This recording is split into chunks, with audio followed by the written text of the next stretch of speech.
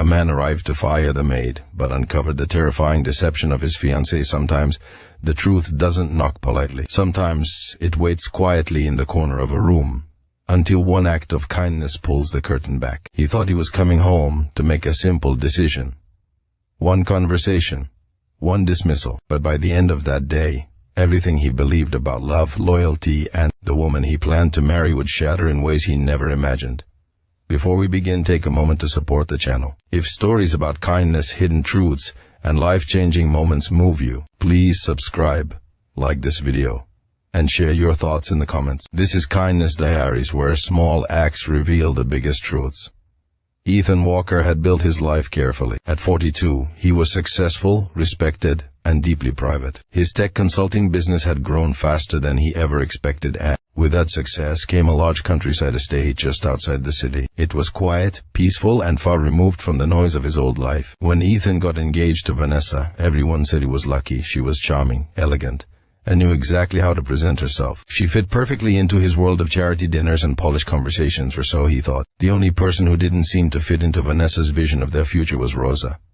Rosa was the live-in maid. She was in her early 30s, soft-spoken and unfailingly kind. She cooked, cleaned, and quietly took care of the property, with a devotion that surprised Ethan. She also had 2 small boys, twin toddlers, who stayed with her during the day while she worked.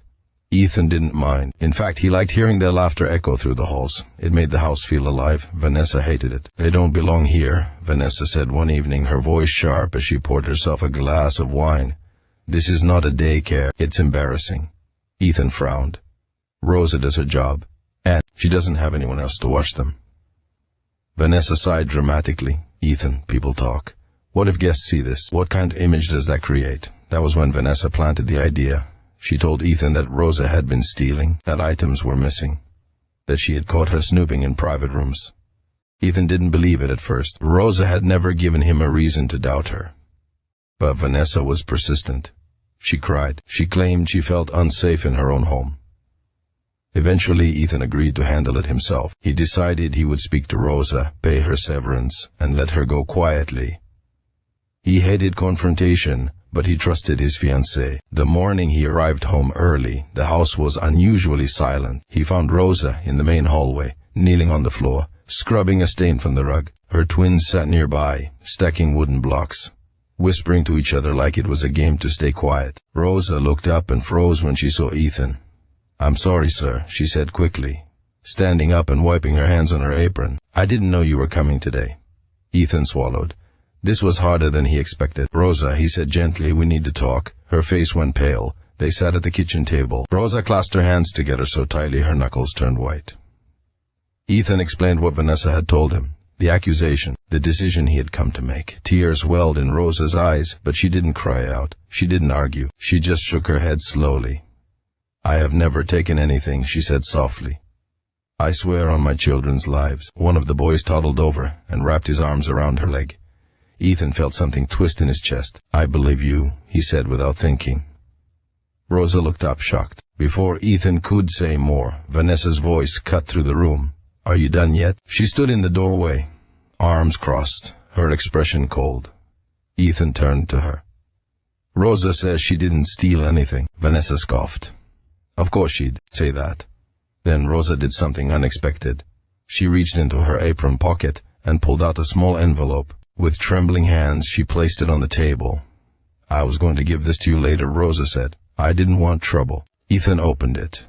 Inside were printed bank statements, dates, amounts, transfers, all linked to Vanessa. Rosa took a deep breath. "I cleaned the office. I saw the documents. She's been moving money from your business account."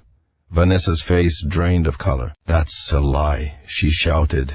"She's trying to turn you against me." But Ethan's mind was already racing. He recognized the account numbers, the signatures, the pattern.